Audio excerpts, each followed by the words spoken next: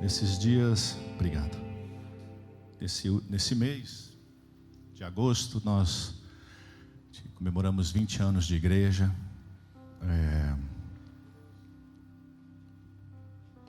Foi a cada semana, né? Deus falando conosco. A cada semana, Deus... Mas só que, se nós vermos, queridos, a palavra diz assim: quem tem ouvidos para ouvir, ouça aquilo que o Espírito diz à igreja, né? E Deus tem falado à igreja, Deus tem dado um norte para a nossa igreja, Deus tem dado uma direção para nós nesses últimos dias. Tanto falando ao nosso coração aquilo que nós passamos, mas também nos mostrando uma direção de onde Deus quer nos levar, de onde Deus quer levar a igreja dele nesses últimos dias. Porque nós cremos que nós temos passado e estamos chegando próximo do tempo do arrebatamento da igreja, daquilo que o Senhor tem para realizar. E nós cremos, queridos, que nesses últimos dias, sim, haverá um grande avivamento. E o avivamento que nós cremos é povo, é gente sedenta pela presença de Deus, clamando pela presença de Deus, com sede da presença de Deus. Amém? Você crê nisso? E nós cremos nisso e cremos naquilo que o Senhor tem para realizar. Mas, como nós colocamos, né, para cada semana, nós colocamos ali como se fosse um verão, passando estações, né, as estações que nós estamos vivendo, como cada semana uma estação, representando isso, de tudo aquilo que nós vivemos nesses dias, nesses 20 anos. Queridos, primeiramente eu preciso agradecer a Deus por tudo que Deus confiou a nós. Segundo, eu preciso agradecer a liderança dessa igreja, de homens e mulheres que Deus colocou para andar junto comigo, com a pastora, que são pessoas que têm nos dado o suporte, que têm nos dado o apoio. Sem ter pessoas que nos apoiem, que nos levantem, que nos segurem os braços, queridos, nós não conseguiríamos. Então eu quero aqui agradecer em meu nome, em nome da pastora Zali, a toda a liderança dessa igreja, aqueles que nos apoiam, aqueles que nos suportam, queridos. Sem eles nós não conseguiríamos chegar até onde nós chegamos. Também quero agradecer a todos os membros desta casa, aqueles que fazem parte deste corpo de Cristo. O corpo, queridos, a igreja ela não anda sozinha, ela precisa ter o corpo. E nós, né, um faz falta, um membro faz falta. Então eu quero aqui agradecer a todos vocês que creem nessa visão, que abraçaram a visão e que têm estado conosco todos esses anos. Nosso muito obrigado, que Deus possa estar abençoando a cada um de vocês. Amém, queridos? Glória a Deus. Quero ler uma passagem bíblica que está no Evangelho de Nosso Senhor Jesus Cristo, segundo escreveu Mateus, capítulo 9, verso 35.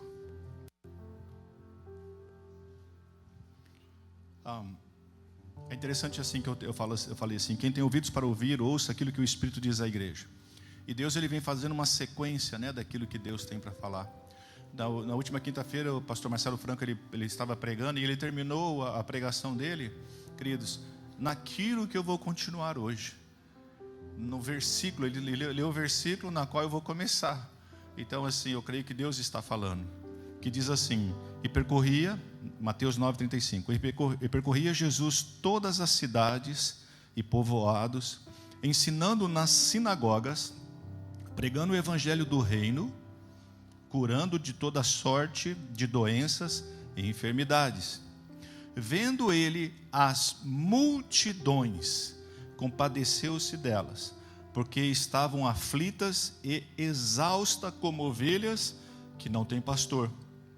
Então dirigiu-se aos seus discípulos e disse: a seara, na verdade, é grande, mas os trabalhadores são poucos. Rogai, pois, ao Senhor da seara que mande trabalhadores para a sua seara. Aqui é o nosso Senhor Jesus Cristo falando. Amados, alguns meses antes de eu vir para os Estados Unidos, eu tive um sonho, e esse sonho foi muito real. Foi um sonho que Deus, eu entendi como sendo um sonho de Deus.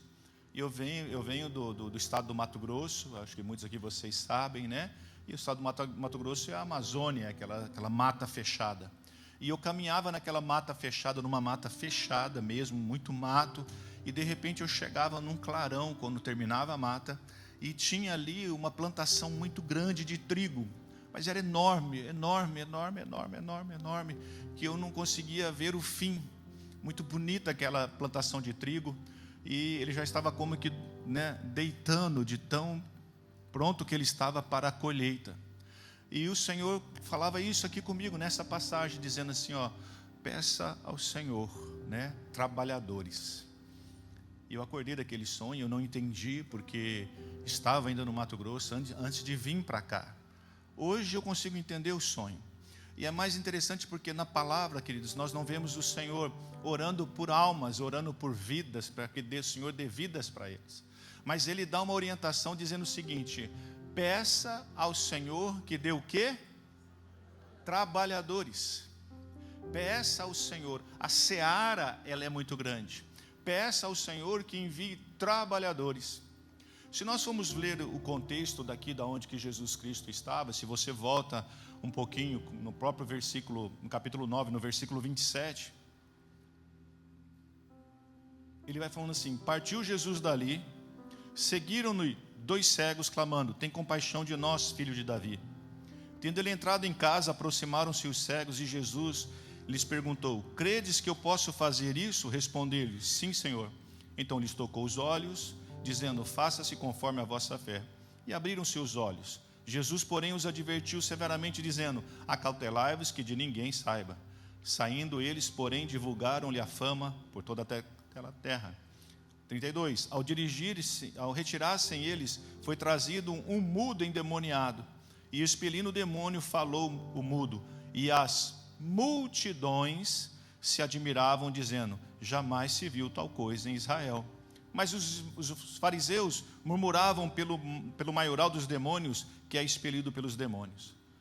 E aí ele continua o texto aqui, o versículo diz assim: percorria Jesus todas as cidades e povoados. Nós vamos ver aqui, queridos, que nos versículos anteriores, Jesus estava andando, pregando o evangelho, pregando as boas novas, curando, libertando e ensinando. Aqui o texto diz que é o que ele estava fazendo, queridos. Ele estava andando e ensinando, trazendo cura, trazendo libertação. E a palavra diz que uma multidão seguia ele. E aí ele começa a dizer esse texto aqui, olha, grande é a seara.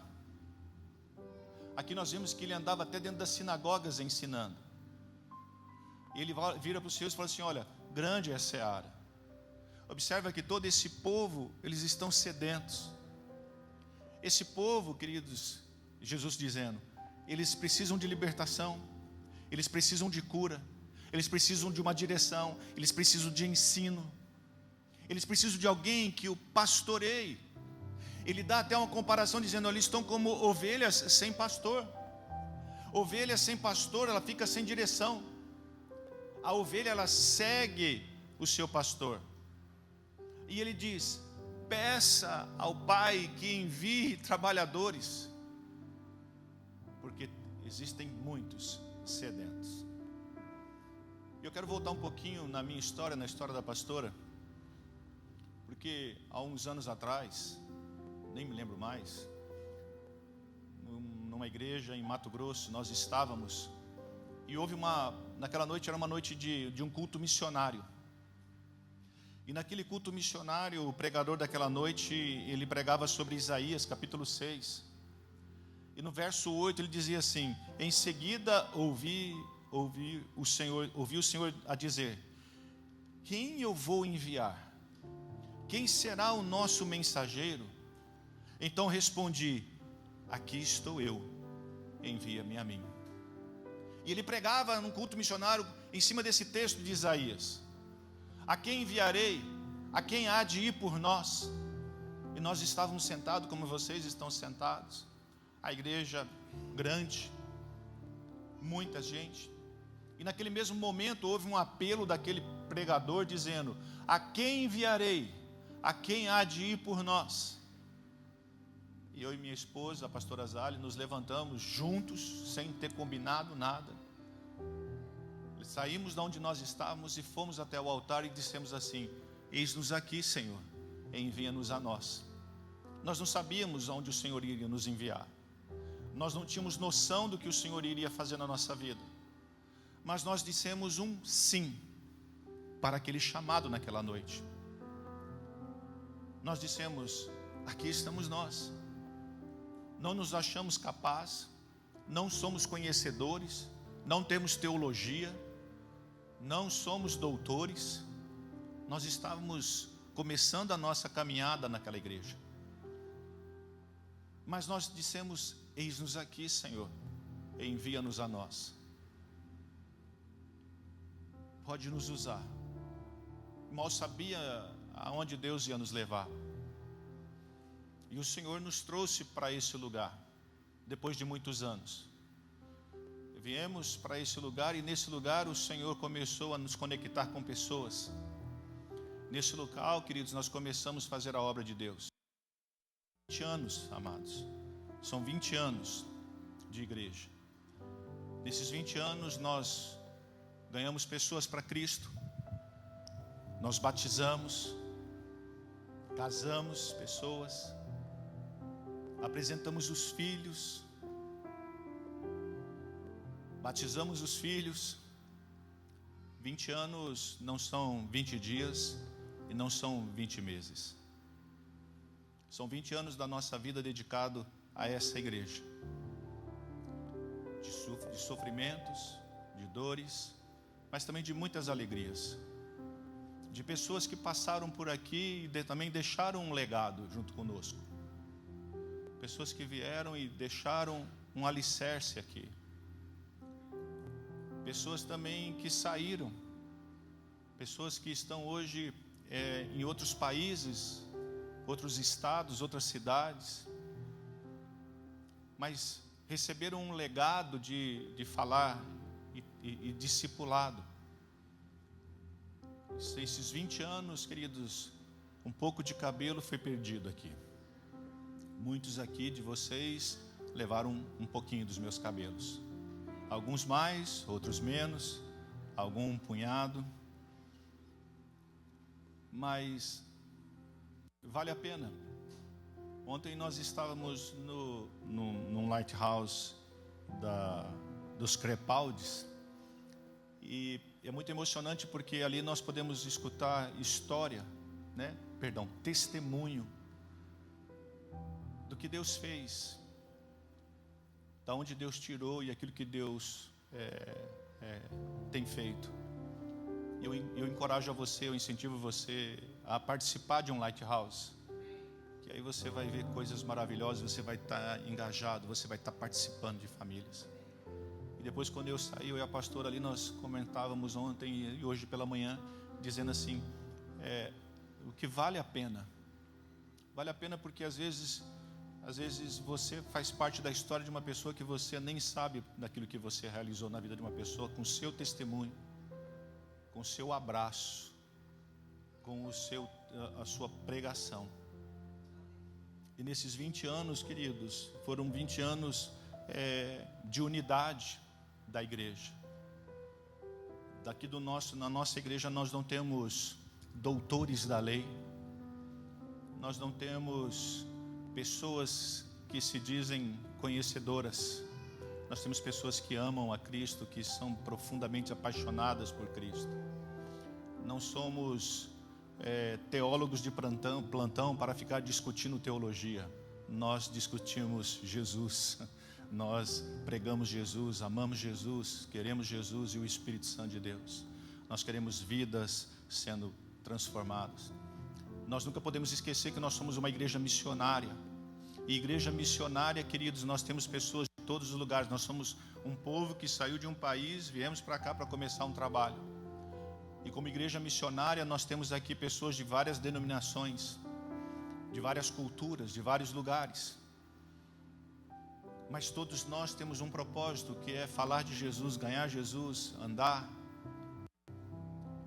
Nós não ficamos numa discussão de teologia, mas tudo aquilo que essa igreja conquistou, ela conquistou na unidade. Nós não temos aqui pessoas que possam falar assim, eu fiz tudo isso. Não, porque o Senhor disse assim, nós fizemos isso. Tudo que nós fizemos aqui foi conquistando com a unidade. Foi um abraçando o outro, um junto com o outro. E somando forças nós estamos conquistando. E queridos, o que é a IPR hoje? No que nós nos tornamos? Hoje a IPR que vocês veem aqui é uma igreja missionária que apoia projetos missionários.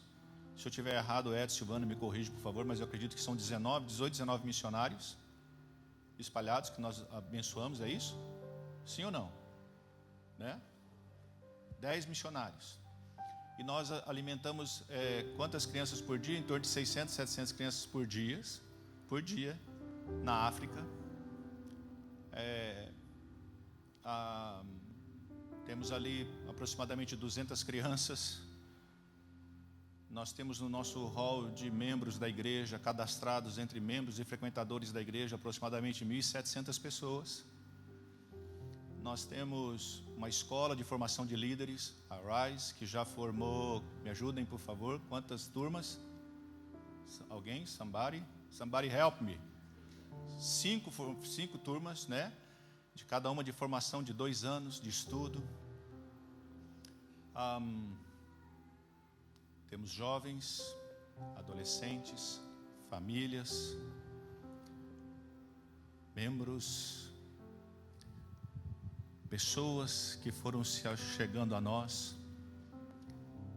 Pastor, por que você está falando tudo isso? Porque eu estou fechando algo de um verão de 20 anos da igreja. E eu preciso passar isso, para que nós possamos entender quem nós somos hoje, aonde nós estamos chegando, aonde o evangelho que nós pregamos aqui está chegando, e qual o trabalho que nós temos feito, queridos. A igreja ela não se faz como uma pessoa, mas ela se faz com um corpo unido, e nós somos um corpo. Mas eu creio que existe muito mais para ser conquistado. Há uma promessa de Deus para a nossa vida, há uma promessa de Deus para essa igreja, que essa igreja é você, que Deus tem muito mais para realizar ainda na nossa vida, muito mais, muito mais. Mas queridos, Lucas capítulo 10, a partir do verso 1, diz assim: e depois disso designou o Senhor ainda outros 70, e mandou-os adiante da sua face de 2 em 2, a todas as cidades e lugares aonde ele havia de ir. E dizia-lhes: grande é em verdade a seara, mas os obreiros são poucos. Rogai, pois, ao Senhor da seara que envie obreiros para a sua seara. Ide, eis que eu vos mando como cordeiro ao meio de lobos. Não leveis bolsa, nem alforje, nem alpargas, e a ninguém saudais pelo caminho. E em qualquer casa que entrares, dizei primeiro: paz nesta casa, paz seja nesta casa. E ali, se houver algum filho de paz, repousará sobre ele a vossa paz, e se não, voltará para vós. Ficai nessa mesma casa, comendo e bebendo do que eles tiverem, pois digno é o obreiro do seu salário. Não andeis de casa em casa. Em qualquer cidade em que entrardes e vos receberem, comei do que vos for oferecido. Curai os enfermos que nela houver, e dizei-lhes: é chegado a vós o reino de Deus. Mas em qualquer cidade em que entrares e não vos receberem, saindo por suas ruas, dizei: até o pó da vossa cidade que se pegou sacudimos sobre vós. Sabei com tudo isto que já o reino de Deus é chegado a vós. E digo-vos que mais tolerância haverá naquele dia para Sodoma do que para aquela cidade. Existe uma ordenança do Senhor, queridos. Novamente aqui dizendo assim: olha, aqui o Senhor está designando os discípulos, separando eles e dando um ide, vai, pregue. Mas peça a Deus que mande trabalhadores, porque grande é a seara. Quantas pessoas que nós conhecemos que não conhecem a Cristo? Quantas pessoas que você conhece que não conhece a Cristo? Quantas pessoas que estão, queridos, igual o texto que Jesus Cristo, que nós lemos aqui, dizendo que ele percorria Jesus as cidades, trazendo libertação, ensino. E ele diz assim: peça ao Pai que mande trabalhadores.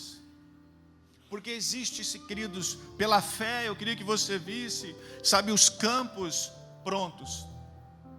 Os campos dos trigos, queridos, já deitando, porque quando o trigo ele está pronto para a colheita, ele pesa e ele começa a encurvar.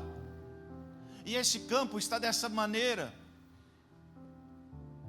E o Senhor, Ele está dizendo assim: peça para que mande obreiros.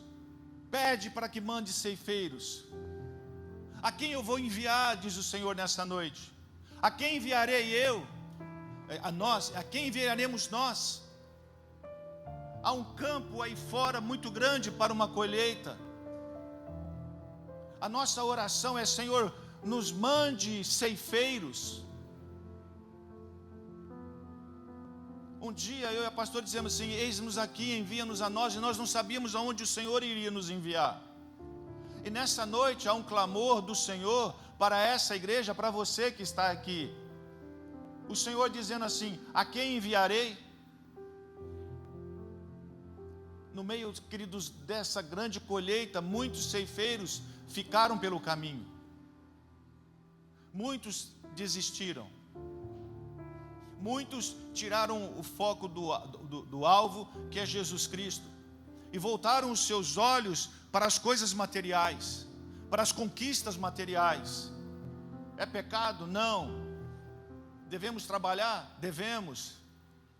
Temos que ter sonhos? Sim. Projetos? Sim. Mas nós nunca podemos esquecer do reino de Deus, daquilo para que o Senhor nos chamou, daquilo para que um dia nós fizemos alianças com Deus. Quantas alianças que nós fizemos, colocando Deus em primeiro lugar, e deixamos isso de lado e focamos naquilo que os nossos olhos veem. E o Senhor está falando nessa noite para nós, e dizendo: a quem enviarei? A quem há de ir por nós? Quantas pessoas que nós conhecemos que não conhecem a Cristo? Quantas pessoas que nós conhecemos que têm passado por problemas, por dificuldades, por opressão, depressão, angústia, e nós ficamos calados?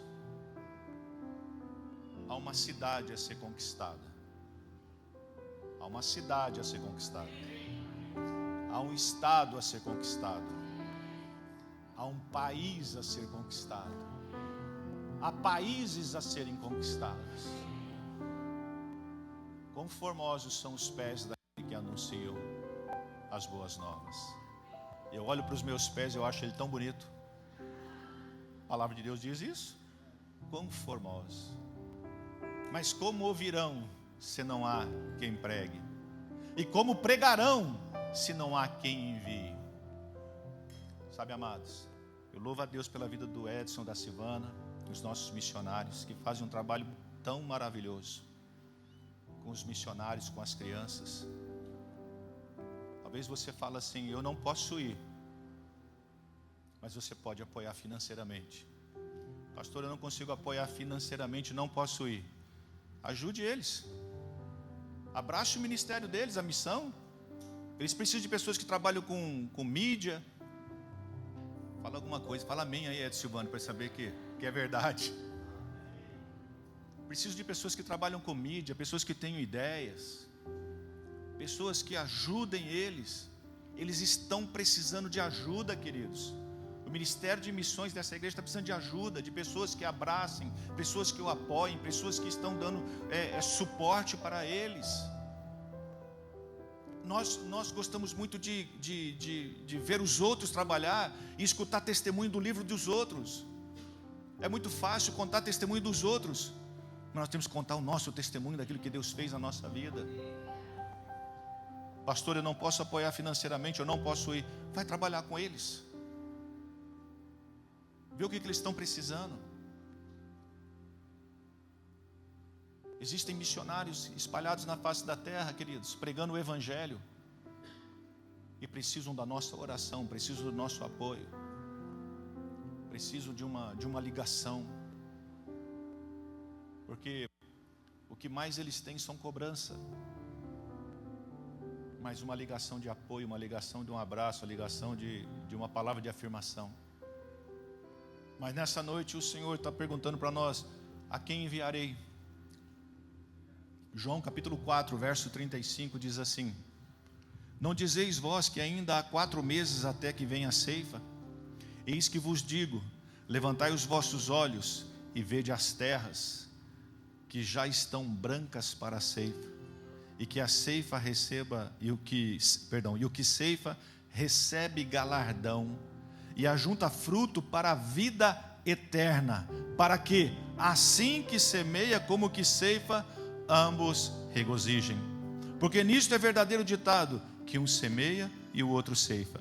Eu vos enviei a ceifar aonde vós não trabalhastes, outros trabalharam, e vós entrastes no seu trabalho. O texto aqui, se nós formos ver o texto, queridos, e entender, ele fala assim: olha, o que ceifa recebe galardão e ajunta fruto para a vida eterna. Quando você conquista uma alma para Cristo, queridos, é um galardão que você recebe para a vida eterna. Quando nós pregamos o Evangelho, quando nós ganhamos uma vida, quando nós conseguimos tirar uma vida do inferno através da nossa palavra, do nosso testemunho, há um galardão. Mas talvez as pessoas possam falar assim: pastor, eu não consigo pregar, mas eu consigo recepcionar, eu consigo limpar, eu consigo trabalhar, eu consigo ajudando de criança, filmagem.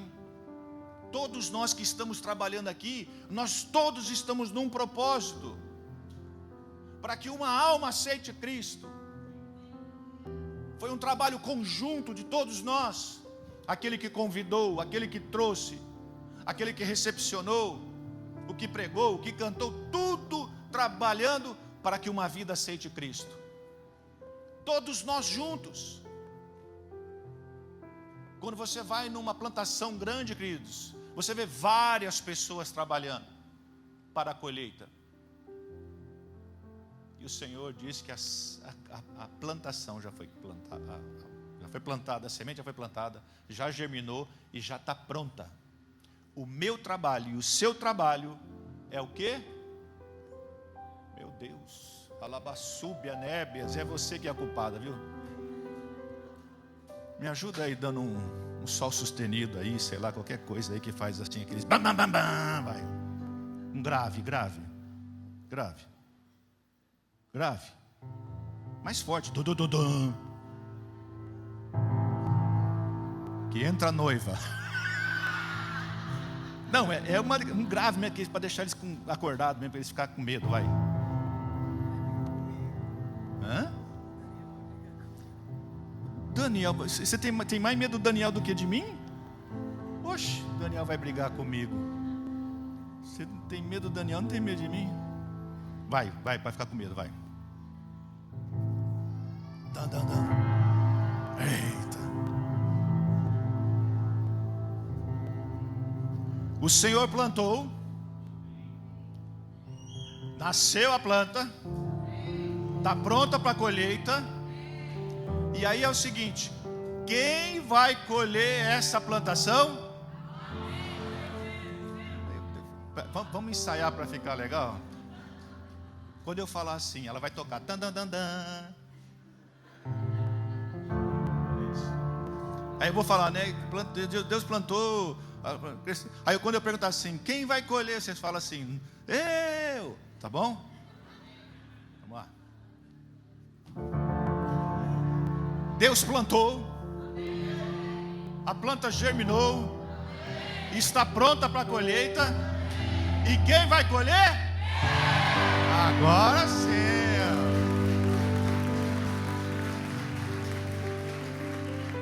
Eu esqueci que eu tenho que desenhar para vocês entenderem. Sorry, esqueci disso. Esqueci que eu tenho que desenhar. Está prontinho. O Senhor preparou a terra, o Senhor lançou a semente, adubou, preparou, mandou a chuva, a planta cresceu, está prontinha para a colheita. Só que essa colheita, queridos, Ele não vai fazer, quem vai fazer somos nós. Mas Ele nos dá uma ferramenta poderosa para isso. E essa ferramenta é o Espírito Santo de Deus, que Ele é que convence o homem do pecado, da justiça e do juízo. Então você não tem que ter vergonha. O que nós temos que fazer é simplesmente abrir a nossa boca. Abrir a boca e deixar Deus nos usar, queridos.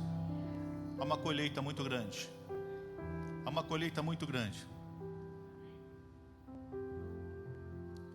Capítulo 16. Que horas que termina mesmo o culto? Até 9 horas? Sério? Nossa, o louvor pode subir então. Está acabando. É que depois que mudou o horário, a gente fica todo confuso, né? Oh, meu Deus. É o Roberto, é. Culto começava às 7, abençoado. Depois começou às 7h30. Aí confunde tudo. Você está na igreja, tá? Culto. Volta para a terra. Marcos capítulo 16, verso 14, diz assim: finalmente apareceu aos 11, estando eles assentados juntamente, e lançou-lhes em rosto a sua incredulidade e dureza de coração, porque não haviam crido nos que tinham visto e já ressuscitado. E disse-lhes: ide por todo o mundo, pregai o evangelho a toda criatura. Quem crer e for batizado será salvo, mas quem não crer será condenado. E esses sinais seguirão os que creem. Em meu nome expulsarão demônios, falarão novas línguas. Há uma ordem do Senhor para mim e para você: ide por todo mundo, pregar o evangelho a toda criatura. Nós estamos numa terra, né, num outro país, fazendo um trabalho missionário. Agora há uma ordem do Senhor para nós: ide e pregai o evangelho. Ide e pregai o evangelho. Ele não disse para os anjos, Ele disse para você. Nós aceitamos a Cristo, cremos em Cristo, batizamos, temos a nossa vida com Cristo. Mas aí, queridos, que começa o nosso trabalho do ide. Você aceitou, você batizou, você desceu as águas. Agora existe uma ordem para você: ide e pregai o evangelho. João capítulo 14, verso 12 diz assim: na verdade vos digo que aquele que crê em mim farás as obras que eu faço, e fará maiores ainda do que essas, porque eu vou para o meu Pai. E tudo quanto perdides em meu nome, eu farei, para que o Pai seja glorificado no Filho. E se perdir alguma coisa em meu nome, eu o farei. Então nós não temos que ter medo, queridos, porque o Senhor disse assim: olha, tudo que eu fiz aqui, essas obras que vocês estão vendo, de milagres, maravilhas,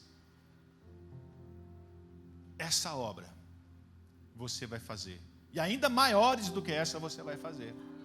É só você pedir, é só você crer e pedir, porque isso Ele deixou para nós. Mas eu tenho um apelo para fazer nessa noite, e eu espero que você entenda isso. O apelo é que, queridos, o Senhor não terminou a obra que Ele começou nesse lugar. E eu creio, queridos, que nós estamos passando de uma mudança de estação aqui. Nós estamos começando a entrar em uma outra estação sobrenatural de Deus. Há algo no mundo espiritual que o Senhor começou a realizar para nós aqui.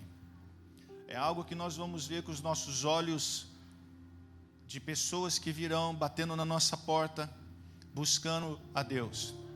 Existe uma promessa que há 20 anos, todos os anos, quando tem uma pessoa que vem de fora, algum pastor de fora, um profeta de fora, desde quando nós começamos a igreja, que diz assim: virão pessoas dos 4 cantos da terra para ver o que Deus está realizando nesse lugar. Eu acredito que os antigos já sabem disso, escutaram isso, vários e vários profetas dizendo isso. Pessoas que não se conheciam. E eu creio que essa estação está para começar agora entre nós. Há algo que Deus vai realizar e começar a realizar no nosso meio, onde pessoas virão para ver aquilo que Deus está realizando nesse lugar.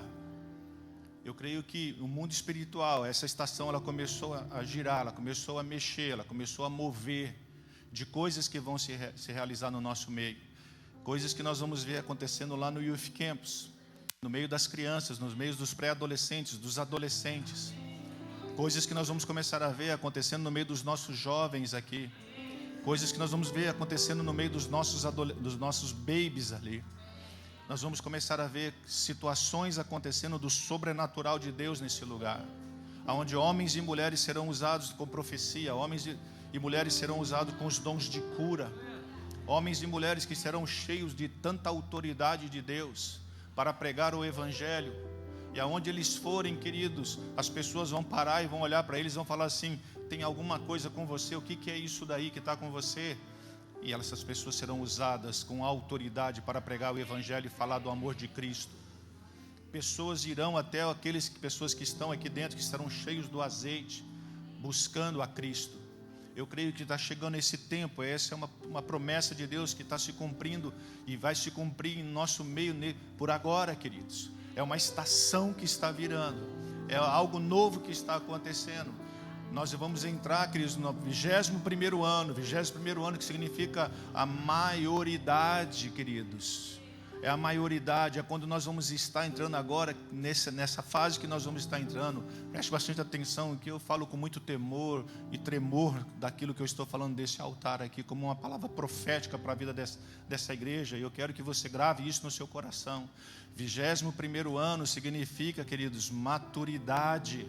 É quando deixa de ser menino, deixa de ser criança, deixa de ser adolescente, deixa de ser jovem e tem responsabilidade da palavra que ele fala e na assinatura que ele dá. Oh, meu Deus! É quando ele fala e a palavra dele, queridos, não tem mais papai nem mamãe para ser responsável.